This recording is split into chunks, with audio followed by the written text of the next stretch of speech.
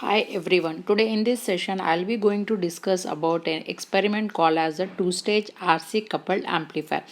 Whenever the gain of the first stage is not sufficient, then we'll be going for the staging of the amplifiers where the multiple amplifiers will be cascaded in a line so that to improve an overall voltage gain. We can cascade the two stages in the three different ways. The first way is the RC coupling, that is R and C elements are used between the two stages, or else it can be a transformer also, or it can be coupled directly. Now today we will see the two stage RC coupled amplifier. Coming to the circuit diagram for the simulation will be like this here. This particular diagram I can clearly say that it is having the two stages. This is the input where we'll be going to give for the amplifier here. See here I am having the two transistors, that is a Q1 and the Q2 here. Till here the output what I'll be going to get at the output of an terminal of an Q1. This stage is nothing but called as a first stage of an amplifier. Next from here it is called as an second stage of the amplifier. Coming to here, whenever the gain of this first stage, that is the voltage gain, is not up to the mark and I need to improve this value, then I'll be going for the staging here. This type of a staging is called as an RC couple. The reason is that the output of the first stage is passing through a network of R element and the C element, that is one resistor and one capacitor, and then it is moving to the input terminal of an next stage, that is a base of an Q2 transistor. That's the reason it is called as a RC coupled amplifier. The gain what I am going to get till the first stage might not be sufficient, so we have cascaded with the another stage, might be same or little bit different, we can do it and we can cascade it here. But as it is RC coupled amplifier, it's mandatory to place one resistor and one capacitor here. The overall gain what I'll be going to get here will be the higher than the previous, that is the first input stage here. Gain calculation will be done by placing the voltmeters at the output terminals.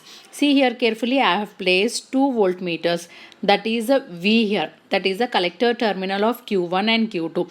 This voltmeter will be providing me the voltage value at this particular terminal, and this will be providing me the voltage terminal value at the Q2 transistor. With the help of this I can get the frequency response.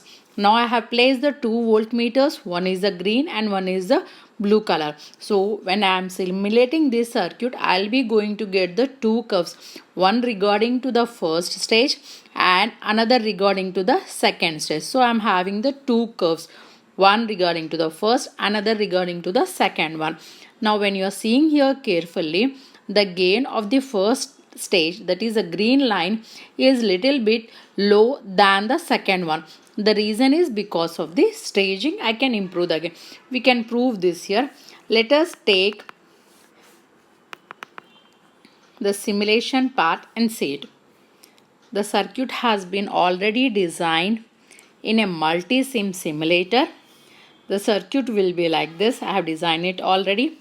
As I have said you already, the input is given to the Q1 transistor. The input I have given is 0.01 volts and the output voltmeter is present at the Q1 transistor, which is green in color.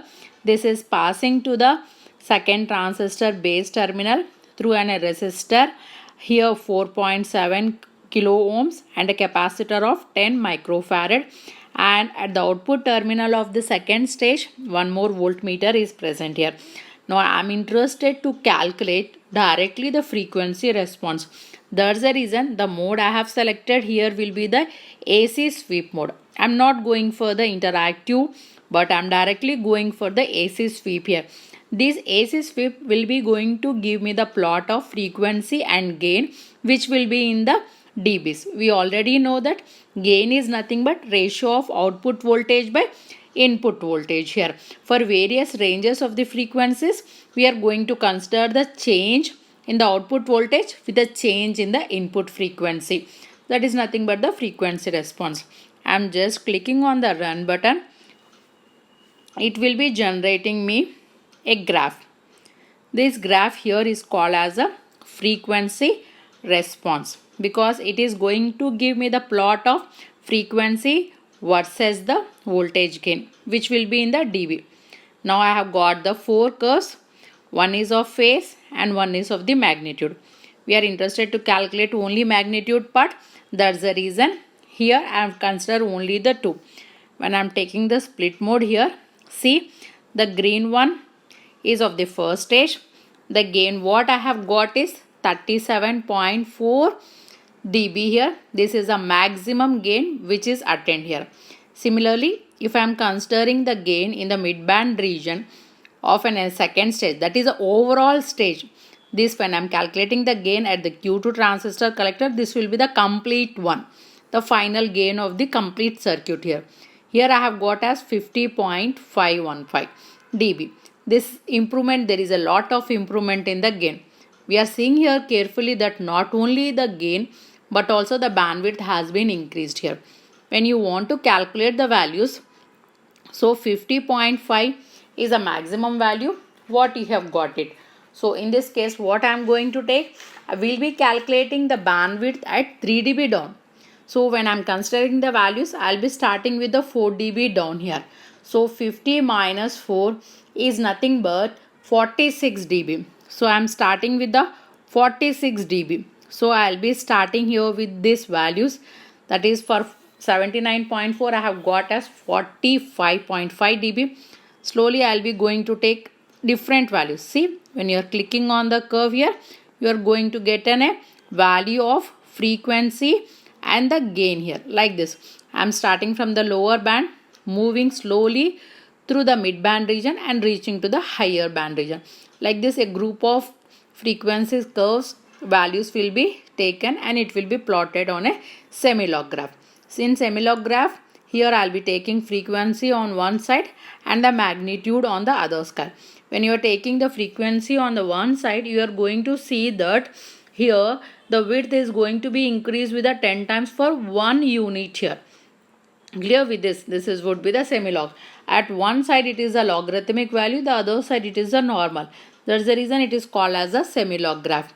Similarly, you can even take the values of a single stage also. So the maximum gain here is 37. I am going to do minus 4 here. By taking here minus 4 here, I will be starting approximately at 33 or 34 and I will be going to take the minimum of 10 to 15 values to plot the graph. You need to remember that you should start the taking values at least minus 4 of your maximum gain. So it's clearly seen that when you are simulating this type of a circuit, you are going to get increased in the gain. Overall gain has been increased from 37 dB to 50.5 dB. There is a larger enhancement in the gain. Hope you have understood.